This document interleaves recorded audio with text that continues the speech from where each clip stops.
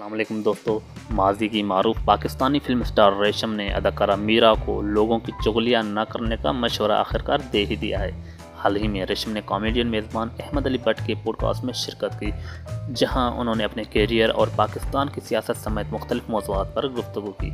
रेशम ने अदाकारा मीरा के बारे में बात करते हुए कहा कि मीरा अगर मुझसे मिलती है तो मेरे सामने 2-3 लोगों की बुराइयां करती है। इसी तरह जब दूसरे लोगों से मिलती है तो उनके सामने मेरी चुगलियां करती है।